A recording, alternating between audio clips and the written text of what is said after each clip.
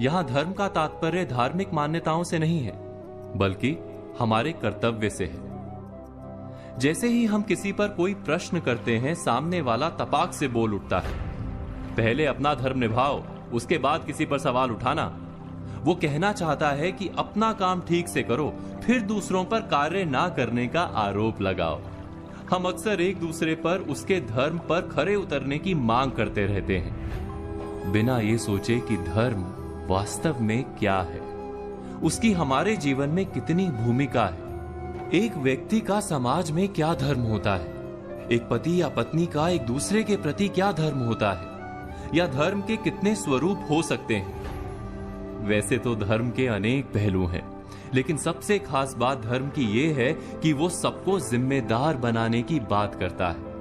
और जो भी इस संसार में है उसका अपना एक धर्म होता है। उदाहरण के लिए पेड़ का धर्म है छाया और फल देना, नदी का धर्म है जीवनदायी जल बनकर बहते रहना, बादलों का धर्म है जल बरसाना, और सूर्य का धर्म है प्रकाश देना। इसी प्रकार मनुष्य का धर्म है उदार होना, सदाचारी और सद्व्यवहारी होना। मनुष्य का एकमात्र धर्म है प्राणी मात्र के प्रति उदारता का व्यवहार। इसीलिए भारत में कर्म से अधिक महत्व सदाचार को दिया गया है। सद्व्यवहार ही धर्म है, क्योंकि इस सद्व्यवहार में कर्म, धर्म, नीति, ज्ञान सब शामिल है।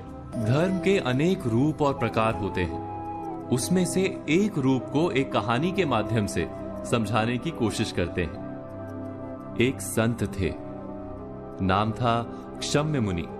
सहायता और सहनशीलता को उन्होंने अपना धर्म बना रखा था। एक दिन वो नदी से नहाकर निकले तो एक बिच्छू को पानी में बहते पाया। उनके मन में आया कि इस बिच्छू की सहायता करनी चाहिए। उन्होंने बिच्छू को पकड़कर बहती जलधारा से बाहर निकालने के लिए हाथ लगाया ही था कि बिच्छू ने अपने स्वभाव और अपने धर्म के अनुसार डंक मारा। मुनि की पकड़ ढीली पड़ गई, बिच्छू फिर से पानी में बहने लगा। मुनि ने फिर प्रयत्न किया, बिच्छू ने फिर डंक मारा। ऐसा कई बार हुआ। बिच्छू डंक मारता रहा, मुनि उसे उबारने का प्रयत्न धैर्य के साथ करते रहे। अंत में वे सफल हुए। बिच्छू को जीवन दान देकर मुनि आश्रम की ओर जाने लगे, तब तट पर उपस्थित लोगों ने प्रश्न किया कि आपने उस डंक मारने वाले बिच्छू की प्राण रक्षा के लिए इतना कष्ट क्यों सहा? मरने देना था उसे। क्षम्य मुनि बोले, यदि बिच्छू अपने डंक मारने के धर्म का त्याग नहीं कर रहा, तो मैं सहायता और सहनशीलता के अपने धर्म को कैसे त्याग दूं?